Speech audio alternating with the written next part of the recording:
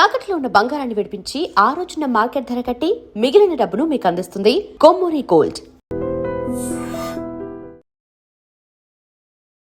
ప్రకృతి అందం, దైవిక కాంతి ఒక చోట కలిస్తే ఎలా ఉంటుందో చూడాలంటే సూర్యోదయ సూర్యాస్తమ సమయాల్లో బిర్లా మందిర్ని సందర్శించాల్సిందే.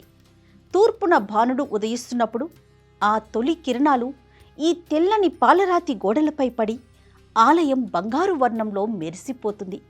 ఆ సమయంలో ఆలయ ప్రాంగణంలో వినిపించే సుప్రభాతం, చల్లని గాలి మనల్ని వైకుంఠంలో ఉన్నామా అన్న అనుభూతిని కలిగిస్తాయి. ఇక సూర్యాస్తమయంలో అయితే ఆకాశం నారింజ ఎరుపు రంగుల్లోకి మారుతుంటే ఆ రంగుల ప్రతిబింబం మార్బుల్పై పడి ఒక అద్భుతమైన దృశ్యాన్ని ఆవిష్కరిస్తుంది.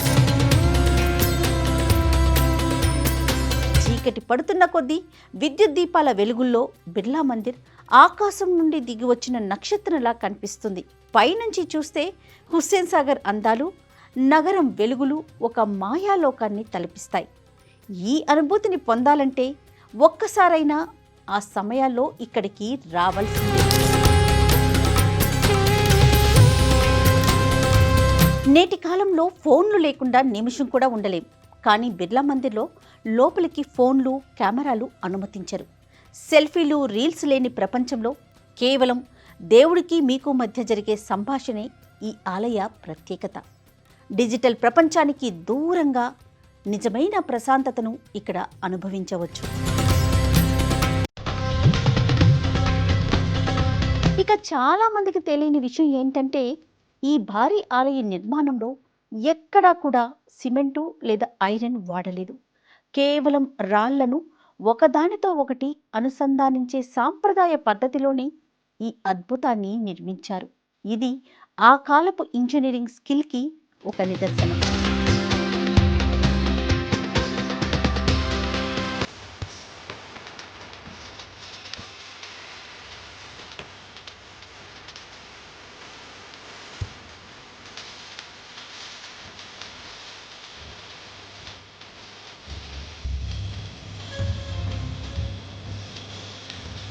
అయితే పూర్తి ఆలయం మొత్తం కూడా రాజస్థాన్ నుంచి తీసుకొచ్చినటువంటి పాల రాతితో తయారు చేయబడిందండి. ఆలయ ప్రాంగణం మనం ఎటు చూసినా కూడా పాలరాయి కనిపిస్తుంది. దీనివల్లనే ఇంతకుముందే నేను చెప్పాను కదా, సూర్యకాంతి పడిన వెంటనే పగలే మనకి వెన్నెల కనిపిస్తున్నట్టుగా అనిపిస్తుంది.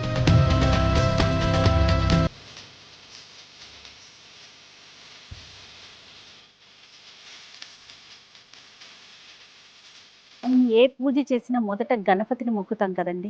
ఆయన మొక్కినాకే ప్రథమ పూజ్యుడు కదా ఆయన. సో ఇక్కడ కూడా పాలరాతితో అద్భుతమైన గణనాథుడు ఉన్నాడు. అయితే దీన్ని 2005లో కన్స్ట్రక్ట్ చేయటం జరిగిందని చెప్పేసి ఆలయ నిర్వాహకులు చెప్తా ఉన్నారు. ఎంత బాగున్నారంటే శాంతంగా మిమ్మల్నే చూస్తున్నా నేను, నా వైపు చూడండి, మీ అందరినీ నేను కాపాడుతానన్నట్లుగా ఎంత శాంతంగా కూర్చుని ఉన్నారంటే. జై బోలో గణేష్ మహారాజ్కి జై.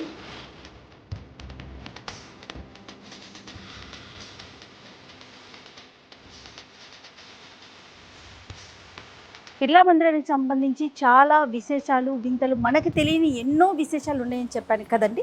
అందులో ఒకటి ఈ ప్రసన్నాంజనేయ స్వామి. ఏదైతే ఈ ఆలయ నిర్మాణం జరిగేటప్పుడు ఇక్కడ ఒక పెద్ద మర్రి చెట్టు ఉండేదటండి. ఆ మర్రి చెట్టుకి చాలా సంవత్సరాలు అయిపోతున్నాయి, తొలగించేద్దామని చెప్పి దాన్ని తీసేటప్పుడు స్వయంభూగా ఈ ప్రసన్నాంజనేయ స్వామి దర్శనం ఇవ్వటం. సో స్వయంభూగా దొరికిన ఈ విగ్రహాన్ని ఇంకెక్కడా పెట్టకూడదు, ఇక్కడే దొరికింది కాబట్టి, ఇక్కడ లభించింది కాబట్టి ఇక్కడే ఉంచాలని చెప్పేసి ఇక్కడ ఈ మంటపాన్ని నిర్మించి ఇక్కడ ఈ ప్రసన్నాంజనేయ స్వామిని కొలువు తీర్చడం జరిగిందని చెప్పేసి చెప్తున్నారు. భక్తులంతా కూడా ముందు గణపతిని దర్శించుకుంటారు, ఆ తర్వాత ప్రసన్నాంజనేయ స్వామిని కూడా దర్శించుకుంటారు. ఈ ఆలయంలో ఇంకొక విశేషం కూడా ఉంది. అది ఏంటంటే సాధారణంగా ఏదైనా ఆలయాల్లో ఏ దేవుణ్ణైనా ఒక ప్రతిమని చూస్తాం. కానీ బిర్లా మందిర్లో ఉన్న స్పెషాలిటీ ఏంటంటే ఆంజనేయ స్వాములు ఇద్దరు మనకి ఇక్కడ దర్శనమిస్తారు. ఒకరు ప్రసన్నాంజనేయ స్వామి అయితే ఇంకొకరు మనకి మార్బుల్తో చేసినటువంటి హనుమాన్. ఒకసారి ఆయన కూడా దర్శించుకుందాం. అంటే ఆలయాన్ని కట్టేటప్పుడు ఇది స్వయంభూగా వెలిసిన స్వామిని ఇక్కడ కొలువు తీర్చారు. తర్వాత ఆలయాన్ని నిర్మించేటప్పుడు ఇక్కడ ఇంకొక హనుమాన్ని నిర్మించడం జరిగింది.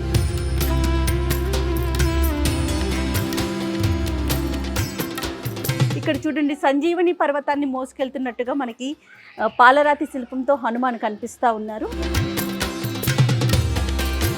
సో ఆలయంలో ఇద్దరు హనుమాన్లు, అంటే ఒకరు ప్రసన్నాంజనేయ స్వామి అయితే ఇంకొక హనుమాన్ను కూడా ఆలయ నిర్మాణం అప్పుడు నిర్మించడం జరిగింది. ప్రతిదీ కూడా మనకి పాలరాతి మంటపంతో నిర్మించడం జరిగింది. ఇక్కడ మనకి శివ పరివారం మొత్తం కనిపిస్తూ ఉన్నారండి. శివుడు, పార్వతీదేవి, అలానే గణపతి, అలానే సుబ్రహ్మణ్య స్వామి, అలానే శివుని వాహనమైనటువంటి నందీశ్వరుడు కూడా మనకి ఇక్కడ కనిపిస్తున్నారు.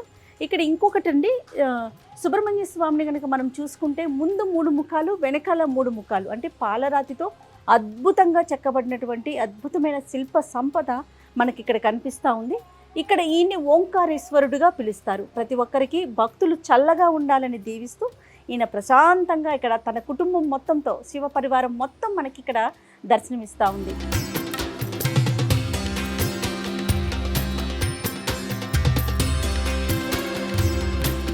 భిన్న సంస్కృతుల సమ్మేళనం మన భారతదేశం అని మనం ఎంత గర్వంగా చెప్పుకుంటామో దానికి నిలువెత్తు నిదర్శనం నిజంగా ఈ బిర్లా టెంపుల్ అండి. ఇక్కడ చూడండి, కొలువై ఉన్నది శ్రీ బాలాజీ స్వామి. కానీ అన్ని మతాల వారు ఇక్కడ ప్రార్థనలు చేసుకోవటానికి వీలుగా అన్ని మతాలకి సంబంధించి జుడిజియం, అలాగే ఇదిగోండి ఇక్కడ కూడాను ప్రతి ఒక్కరు క్రిస్టియానిటీ, ఇట్లా ప్రతి ఒక్కరూ కూడా ఇక్కడ కూర్చొని ప్రార్థనలు చేసుకోవటానికి వీలుగా ఇక్కడ ఒక ప్లేస్ని అరేంజ్ చేయటం జరిగింది. అదే కదండి మరి భిన్న సంస్కృతుల సమ్మేళనం, జాతి కుల మత వివక్షత లేనిదే మన భారతదేశం. దానికి నిదర్శనమే ఈ Birla temple.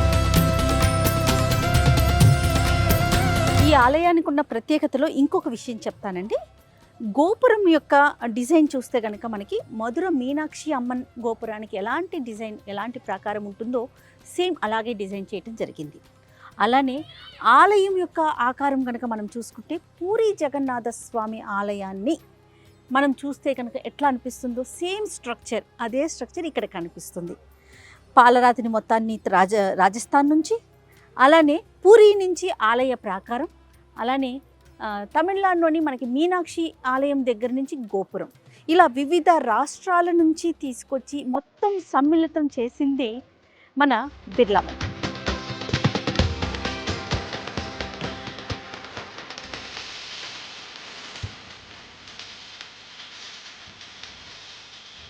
So Birla Mandir executive officer Shyam Kothari గారు మనతో పాటుగా ఉన్నారు. ఈ ఆలయానికి సంబంధించి మరికొన్ని విశేషాలు మనం తెలుసుకుందాం. నమస్తే జీ. నమస్కారం. మీరు ఎన్ని సంవత్సరాల నుంచి ఇక్కడ పనిచేస్తున్నారు? కనీసం 18 ఇయర్స్ నుంచి అండి. ఓకే. ఎలా ఉంటుంది అంటే స్పెషల్ పూజలు ఏ రోజులు చేస్తారు? ఫ్రైడేకి అభిషేకం అవుతుంది. విశేషాలు ఏంటి? ఫ్రైడేకి అభిషేకం అవుతుంది. ఇంకా మన హిందూ ఫెస్టివల్ ఏమేమి ఉన్నాయి అన్ని ఫెస్టివల్లలో ఇక్కడ విశేష పూజ అవుతుంది. ఇంకా గ్రహణంలో టెంపుల్ ఆబ్వియస్లీగా క్లోజ్ ఉంటుంది.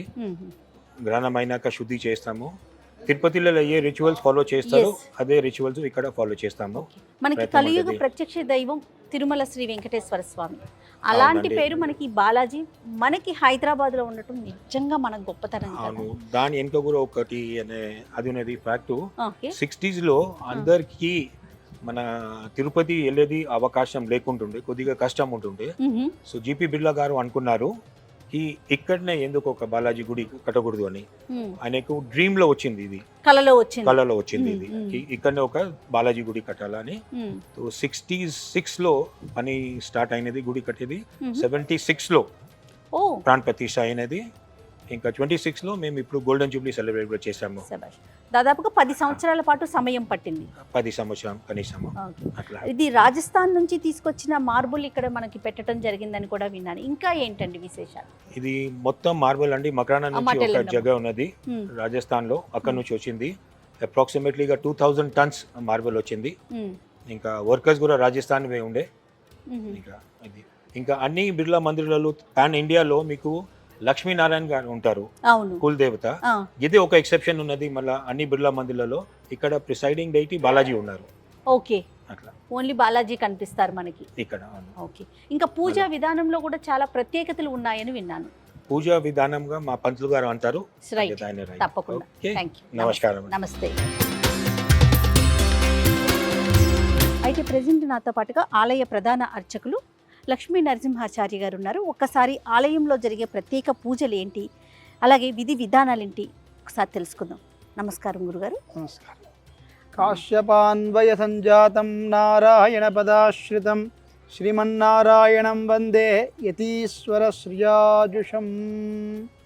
ప్రధాన అర్చకులుగా పనిచేస్తూ ఉన్నారు. సో అంటే అనునిత్యం స్వామివారి ముందే ఉంటారు. ఎంతో ఏదో పూర్వజన్మ సుకృతంగా భావిస్తూ ఉండుంటారు బహుశా. చాలా సంతోషంగా అనిపిస్తోంది మీతో మాట్లాడటం. నిజంగా చెప్పాలంటే ఈ దేవాలయంలోకి అడుగు పెట్టడం అనేటువంటిది ఒక పూర్వజన్మ సుకృతంగానే భావిస్తూ ఉన్నాను. నా ఇంటర్మీడియట్ అయిన తర్వాత ఒకసారి ఇక్కడ దర్శనానికి రావడానికి జరిగింది. సామాన్య భక్తుడిగా దర్శనానికి వచ్చాను. ఆ రోజు చాలా అద్భుతమైనటువంటి ఒక అభినవేశం. స్వామివారిని చూడగానే చాలా అద్భుతంగా నాకు దర్శనం ఇచ్చారు. తర్వాత ఎప్పుడు కూడా నేను అనుకోలేదు ఇక్కడికి నేను ఒక ప్రధాన అర్చక స్వామిగా వస్తాను అని చెప్పి. ఈ అవకాశం ఎలా వచ్చిందండి? ఈ అవకాశం ఎలా వచ్చింది అంటే మాకు తెలుసున్నటువంటి మా ఊర్లో ఉండేటువంటి ఒక గురువు గారి ద్వారా వచ్చింది. వారు ఇక్కడ దర్శనానికి రావడం జరిగింది. వస్తే ఇక్కడ ఉండేటువంటి అర్చక స్వామి రాజగోపాల స్వామి అనేటువంటి ఆయన వారికి చెప్పారు, స్వామి ఇక్కడ ఇలాగ ప్రధాన అర్చక పోస్ట్ ఖాళీ ఉంది, ఇంటర్వ్యూలు అయ్యాయి కానీ ఎవరు కూడా సెలెక్ట్ కాలేదు అని చెప్పి. అప్పుడు నేను షోలాపూర్లో పనిచేస్తూ ఉన్నాను. అక్కడి నుంచి ఇక్కడికి రావడం, వచ్చిన తర్వాత ఇక్కడ ఇంటర్వ్యూలో సెలెక్ట్ అయ్యి తద్వారా నేను ఇక్కడ ప్రధాన అర్చకుడిగా 2003 సెప్టెంబర్ నుంచి ఇప్పటి వరకు కూడా స్వామివారి సేవల్లో తరిస్తూ ఉన్నాను. అదొక భాగ్యంగా భావిస్తూ ఉన్నాను.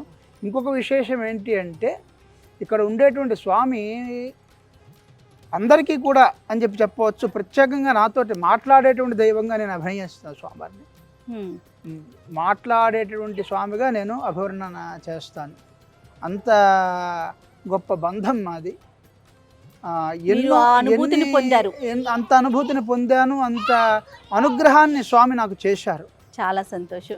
ఎన్నోసార్లు నాకు అమెరికా లాంటి దేశాల్లో అవకాశం వచ్చినప్పటికీ కూడా స్వామి కదలనివ్వలేదు. ఒక్కొక్కసారి ఒక్కొక్క రీత్యా స్వామి ఆపుచేసి నాయన నా దగ్గరే సేవ చేసుకోరా అన్నారు.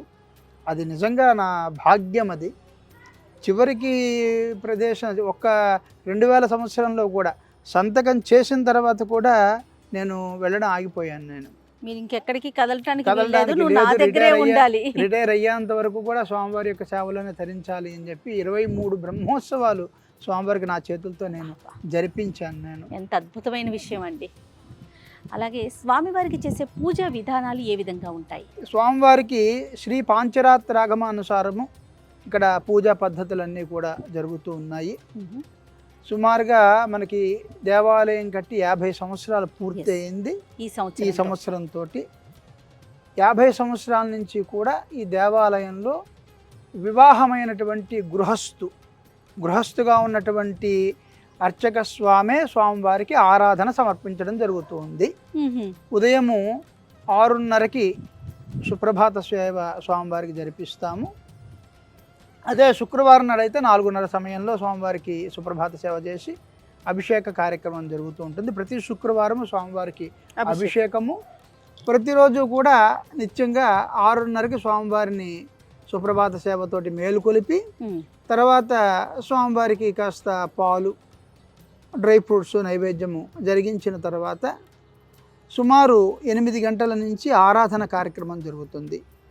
సాధారణంగా మిగతా దేవాలయాల్లో తెర వేసి ఆరాధన చేస్తారు, అది ఏకాంత ఆరాధన అని చెప్పి అంటారు. ఇక్కడ మేము తెర తీసే స్వామివారి భక్తులందరూ కూడా దర్శనం చేస్తూ ఉండగానే ఆరాధన చేస్తారు విధానం అనేటువంటిది నిర్వహిస్తాము. ఇది లోకాంత ఆరాధన అని చెప్పి మనకు భక్తులందరూ కూడా దర్శనం చేసుకోవచ్చు. ఆరాధన చేసేటువంటి సమయంలో ఒక నైవేద్యం చేసేటువంటి సమయంలో మాత్రం తెర వేసి నైవేద్యం జరిగించడం జరుగుతుంది.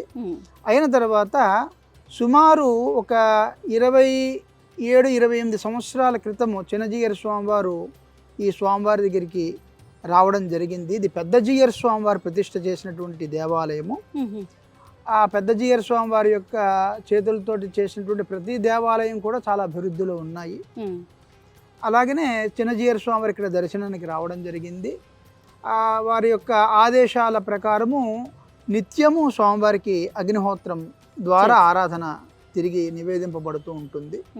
సుమారు 8:15 నుంచి 9 గంటల 15 నిమిషాల వరకు కూడా నిత్యం అగ్నిహోత్రము, పంచసూక్త హవన కార్యక్రమము, మూలమంత్రాల హవన కార్యక్రమము ఈ దేవాలయంలో విధిగా జరపబడుతూ ఉన్నాయి. మిగతా ఆలయాలకి ఈ ఆలయానికి ఉన్న ప్రత్యేకతలు ఏంటి?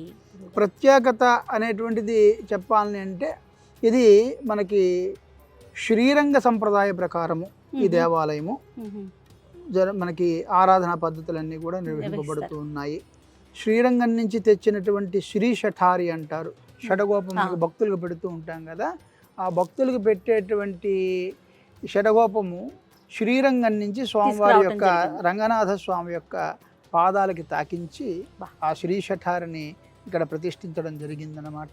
కాబట్టి అప్పటి నుంచి శ్రీరంగంలో ఏవేవైతే కార్యక్రమాలు మనకి కొన్ని జరుగుతూ ఉంటాయి, ముఖ్యమైనటువంటి కార్యక్రమాలు, ఆళ్వారుల యొక్క తిరునక్షత్రాలు, అలాగే స్వామివారి యొక్క నక్షత్రము, స్వామివారి యొక్క బ్రహ్మోత్సవాలు, ఇవన్నీ కూడా మనకి తిరుపతి మరియు శ్రీరంగం పద్ధతుల్ని అనుసరించి మనం ఇక్కడ జరిపిస్తూ ఉన్నాం అన్ని సంవత్సరాల నుంచి కూడా. ఆలయ అంటే ప్రాకారం మనం అది చూసుకుంటే కనుక పూరి జగన్నాథ ఆలయాన్ని తలపిస్తా ఉంది. దీని వెనుకాల ఉన్న విశేషం ఏంటి గురుగారు? ఈ ఆలయాన్ని నిర్మించినటువంటి మహానుభావులు గంగాప్రసాద్ బిర్లా గారు 2 పద్ధతుల్ని కూడా వారు గౌరవించారు. ఇటు ఉత్తరాది పద్ధతి, అలాగే దక్షిణాత్య పద్ధతి.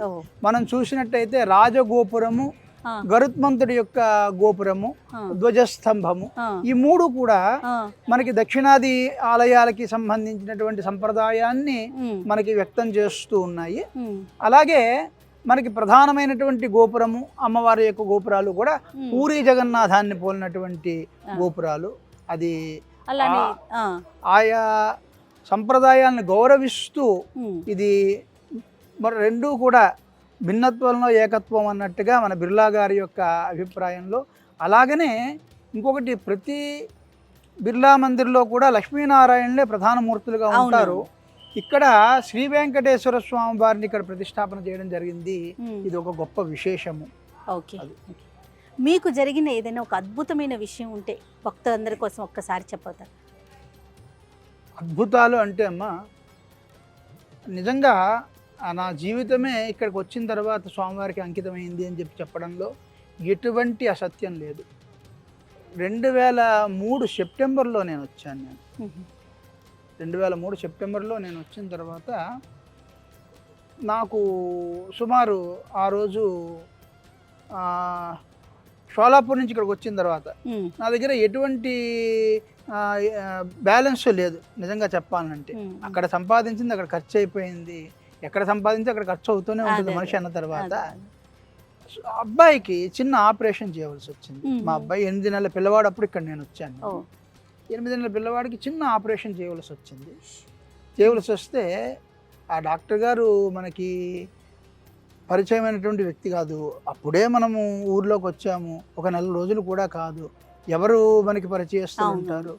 మా సాటి అర్చకులు అందరూ కూడా అప్పటికే కొంతమంది ఇక్కడ చాలా సంవత్సరాల నుంచి ఉన్నటువంటి వాళ్ళందరూ కూడా ఉన్నారు. వారి యొక్క సూచన ప్రకారం ఆ డాక్టర్ గారి దగ్గరికి వెళ్ళడం జరిగింది. మరి స్వామివారే చెప్పారా అన్నట్టుగా ఆ రోజుల్లో సుమారు ఒక 10,000 రూపాయలు ఖర్చు అయ్యేటువంటి ఆపరేషన్ని వారు, స్వామి మీరు ఇప్పుడు ఏమి ఇవ్వక్కర్లేదు, మీరు ఎంత ఉంటే అంత ఇవ్వండి అని చెప్పి చేసిన తర్వాత నాకు ఎప్పుడో ఎవరో ఇవ్వవలసినటువంటి డబ్బులు సుమారు ఒక 6,000 రూపాయలు అతను పట్టుకుని వచ్చి నాకు ఇవ్వడం జరిగింది. మరి అంతకంటే అద్భుతం ఇంకేముంటుంది? అలాగనే ఎన్నో విషయాలు వెంకటేశ్వర స్వామి మహిమ చెప్పాలని అంటే, మా కుటుంబానికి ఒక ఇలవేల్పు నరసింహస్వామి, కానీ నేను పనిచేసినటువంటి ఏ దేవాలయమైనా సరే వెంకటేశ్వర స్వామిదే అయ్యడం. అందులో ఇక్కడికి వచ్చిన తర్వాత స్వామి 2005లో ఒకసారి డాక్టర్ నాగేశ్వరరావు గారని the Hindu temple of Atlanta దానికి చైర్మన్గా ఉండేవారు. వారు ఇక్కడికి దర్శనానికి రావడం జరిగింది. స్వామి మీ మంత్రోచ్చారణ అది చాలా చక్కగా ఉంది, మిమ్మల్ని తీసుకుని వెళతాను, మీరు రావాల్సిందే అనేటప్పటికల్లా ఎందుకునో మరి అది స్వామి మహిమానే చెప్పాలి, నేను వెళ్ళడం జరగలేదు. అది ముందే చెప్పారు.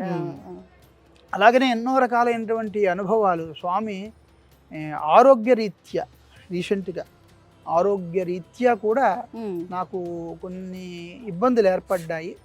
ఇబ్బందులు ఏర్పడ్డప్పుడు నేనున్నాను అని చెప్పి స్వామి మరి ఈవేళ తిరిగి 50 సంవత్సరాల కార్యక్రమాన్ని మన చేత చేయించుకోవడము అంతే కదా. అలాగనే జరిగినటువంటి బ్రహ్మోత్సవానికి జస్ట్ ఒక 20 రోజుల ముందరే నేను కొద్దిగా అనారోగ్యానికి గురి కావడము, వెంటనే మరలా ఆ స్వామి నా చేత బ్రహ్మోత్సవాన్ని జరిపించడము, ఇవన్నీ కూడా స్వామి యొక్క మహత్తుగానే చెప్పచ్చు. మనకి వివిధ రాష్ట్రాల నుంచి కూడా వచ్చి ఇక్కడ వారిని దర్శించుకుంటూ ఇక్కడ ఈ దేవాలయం మరొక ప్రత్యేకత ఏమిటి అంటే ఈ దేవాలయానికి అన్ని దేశాల వాళ్ళు వస్తారు, రాష్ట్రాల వాళ్ళే కాదు, అన్ని దేశాల వాళ్ళు వస్తారు. కింద నుంచి పై వరకు కూడా మేము ఎటువంటి రుసుముని కూడా మేము వసూలు చెయ్యము. ప్రధానంగా చెప్పాలంటే ఒక అర్చనకి ఇంత, లేదంటే ఒక అభిషేకానికి ఇంత, ప్రతి దేవాలయము కూడా ఒక కమర్షియల్గా వెళ్ళిపోతూ ఉంటుంది. కానీ మా బిర్లా గారు మహానుభావులు వారు, మా బిర్లా గారు భగవంతుడు అందరికీ కావాల్సినటువంటి వ్యక్తి అనేటువంటి ఉద్దేశంతో ఏ మతస్థుడైనా దర్శించుకోవచ్చు. అందుకే కదా సర్వమత సమ్మేళనంగా మనము ప్రదేశాన్ని కూడా ఏర్పాటు చేయడం జరిగింది. అది బిర్లా గారి యొక్క ఔన్నత్యానికి ఒక నిదర్శనం ఇది. ఇంకొకటి విదేశాల వాళ్ళు కూడా వచ్చి స్వామివారి ముందర అలా ధ్యానంలో నిమగ్నం అయిపోతారు. ఆ స్వామివారిని చూడగానే అంత ఒక అద్భుతమైనటువంటి దర్శనం మనకు గోచరిస్తూ ఉంటుంది. ఇంకొక విషయం గురుగారు, సాధారణంగా ఒక్కొక్క ఆలయానికి ఒక్కొక్క ప్రత్యేకత ఉంటుంది. పలానా ఆలయ దర్శనం చేసుకుంటే మనము అప్పుల బాధలు తీరుతాయని, సంతానం లేని వారికి సంతాన ప్రాప్తి కలుగుతుందని. అట్లాగే మన బాలాజీ స్వామికి, మన బిర్లా టెంపుల్కి ఎలాంటి ప్రత్యేకత ఉంది? ఇక్కడ ప్రధానంగా విద్యార్థులు చాలామంది వస్తూ ఉంటారమ్మా. విద్యార్థులు వచ్చినటువంటి వాళ్ళు వారి యొక్క హాల్ టికెట్ స్వామివారి దగ్గర పెడుతూ ఉంటాము. వారు ఖచ్చితంగా చదివినటువంటి వాళ్ళు, అసలు చదవనటువంటి వాళ్ళు అని చెప్పి నేను చెప్పను, మూఢంగాను. చదివినటువంటి వాళ్ళు చక్కగా వాళ్ళు ఎగ్జామినేషన్స్ రాసి, స్వామి నీ దయ వల్ల మళ్ళా మేము ఉన్నతమైనటువంటి చదువులు వెళుతూ ఉన్నామండి. అమెరికా వెళ్ళినటువంటి వాళ్ళు కూడా చాలామంది ఉన్నారు. 10th క్లాస్ నుంచి వాళ్ళు ఇక్కడ హాల్ టికెట్ పెట్టడం ఒక అలవాటుగా చేసుకొని సుమారుగా వాళ్ళు యుఎస్ వెళ్ళి అక్కడ కూడా ఉద్యోగం సంపాదించి తిరిగి ఇక్కడికి వచ్చినటువంటి వాళ్ళు, నా 24 సంవత్సరాల ఈ సర్వీసులో ఎంతోమందిని నేను చూశాను, చిన్నప్పటి నుంచి కూడా పెద్ద అయినటువంటి వాళ్ళందరినీ కూడాను. మరొకటి, మనకి ఎవరైనా సరే ఏది కోరినా సరే స్వామి మనకి అనుగ్రహిస్తూ ఉంటాడు. భక్తాభీష్ట ఫలప్రదుడు అని చెప్పి స్వామివారికి మేము కీర్తిస్తూ ఉంటాం. మేము ప్రతి అర్చన కూడా స్వామివారికి చేసిన తర్వాత భక్తాభీష్ట ఫలప్రద స్వామినే నమః అని చెప్పి ఆ స్వామివారిని మేము వేడుకోవడంతో పాటుగా, అంటే స్వామి నువ్వు ఏది జనాలు అడిగితే దాన్ని ఇవ్వయ్యా అని చెప్పి ఆ స్వామివారికి ఏ పూజ చేసినా కూడా చివరికి ఆ స్వామిని అర్పిస్తూ ఉన్నాం అన్నమాట. చాలా సంతోషం గురుగారు, నమస్తే. మనం మెయిన్ టెంపుల్కి వెళ్దాము. మెయిన్ టెంపుల్కి ఇటు దారి. ప్రజెంట్ టైము 6 o'clock అవుతుందండి, ఈవినింగ్. జనాలు వచ్చిన వాళ్ళు వచ్చినట్లే ఉన్నారు. ముఖ్యంగా నాకు తెలుగు వారితో పాటుగా ఇతర రాష్ట్రాల నుంచి వస్తున్న వారు చాలామంది ఎక్కువగా కనిపిస్తూ ఉన్నారు. మరి 50 వసంతాలు పూర్తి చేసుకోవటం అంటే మాటలా చెప్పండి.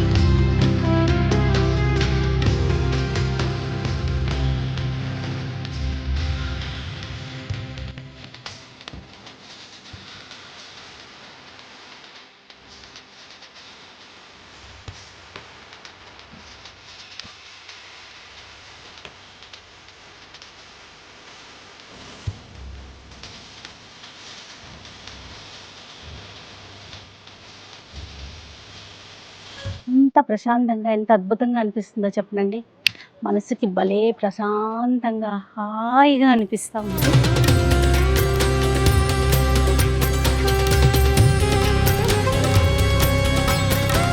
సాధారణంగా తెల్లటి వస్తువుని చూడగానే, తెల్లటి వస్త్రాల్లో చూడగానే అంటే మనకి మనసుకి ఒక ప్రశాంతత అనిపిస్తుంది కదా. మొత్తం తెల్లటి పాలరాతితో ఇంత అద్భుతమైన కళా సంపదను చూస్తుంటే నిజంగా ఒక్కసారైనా సరే బిర్లా టెంపుల్ని చూడాల్సిందేనండి. ఆలయం మొత్తం కూడా దశావతారాలను పెట్టడం జరిగింది. వరుసగా ప్రతి చోట కూడా దశావతారం, ఒక్కొక్క అవతారాన్ని ఇక్కడ చెక్కటం జరిగింది.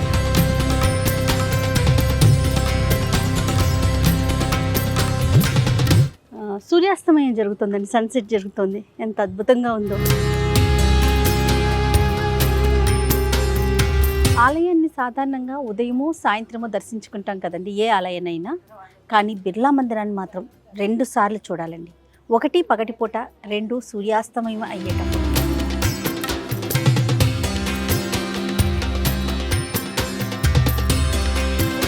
పగటిపూట ఆ ఎండలో సూర్యకాంతి పడేటప్పుడు దగ తెల్లటి పాలరాతి కట్టడం కదా, ఎంత అద్భుతంగా ఉంటుందో.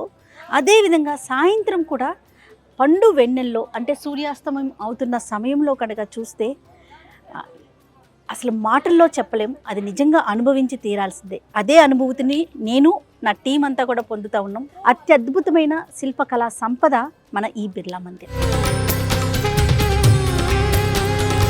Hello, namaste. Hello, namaste. Good evening. Namaste. You are from? So I'm half Greek, half Egyptian, but I live in Abu Dhabi. Okay. And my friend here, Okay. I'm from Japan. Oh. we both live in Abu Dhabi. What is the yes. experience in temple? So it's actually my first time and her first time in Hyderabad, Okay. and my first time in India. So for me, visiting sacred places such as this temple, Birla Temple, is just mind-blowing. It's so beautiful, so different from what I'm used to. Okay. So coming to this temple, I feel like I've already received the blessings from the gods here, and even my Oh, friend super. says the same thing. So we feel the energy, the positive energy here. Okay. So okay. yes, but what we were really outstanded by was this gentleman here. Okay. So we approached him and just asked him for his name and who he is, and he Oh. told us that he's the head priest of this temple. So it's our honor to meet you. Right. Yes. Thank you. Thank you. Yes. Nice talking to you. Thank Yes. you. Namaste. Nice talking to you too. Namaste. Hello అండి. Hello అండి, పేరు? సుధా అండి. Okay. ఎక్కడి నుంచి వస్తున్నారు? కర్ణాటక అండి. కర్ణాటక నుంచి వస్తున్నారా? సూపర్. ఇంతకు ముందు వచ్చారా టెంపుల్ కి? మై బోర్న్ అండ్ బర్త్ ఇక్కడే అండి, హైదరాబాద్. ఆహా. ఆఫ్టర్ మ్యారేజ్ అక్కడ సెటిల్ అయ్యి. ఓకే. ఫస్ట్ టైమా రావటం? లేదండి, ఒక 3-4 టైమ్స్ వచ్చాను. చిన్నప్పుడు వచ్చాను, ఓకే. ఓకే. చైల్డ్హుడ్ లో వచ్చాను. ఇప్పుడు ఫస్ట్ అంటే ఒక ఫీలింగ్ ఉంటుంది మనకి కదా, పాజిటివ్ వైబ్స్, పాజిటివ్ వైబ్స్ వస్తూ ఉంటాయి కదా, ఎట్లా అనిపిస్తూ ఉంది? చాలా హ్యాపీగా ఉంది మేడం. ఓకే. ఓకే. చిన్నప్పుడు వచ్చేవాళ్ళం అనమాట. ఎప్పుడైనా మా స్కూల్లో లూమ్ని పార్క్ ఇలా ఇట్లా temple తీసుకొచ్చేవారు ఎక్స్కర్షన్ అలాగా. వీక్లీ ఉంటాయి కదండి, ఇయర్లీ వన్స్. అవునవును. అలా తీసుకొచ్చారు. వచ్చినప్పుడు హ్యాపీ ఫీల్ అయ్యారు. చిన్నప్పుడు కదా మెట్లు ఎక్కడం కూడా మాకు బాగుండేది, ఫాస్ట్ ఎక్కేసాము. ఓకే. ఇప్పుడు కొంచెం ఎక్కడానికి కొంచెం ఇబ్బంది ఇబ్బంది. సో మ్యారేజ్ అయిపోయినాక అయిపోయాక మా బాబుని తీసుకుని వచ్చాను. ఓ గ్రేట్ గ్రేట్. చాలా సంతోషం అండి. నమస్తే. నమస్తే అండి, థ్యాంక్ యూ.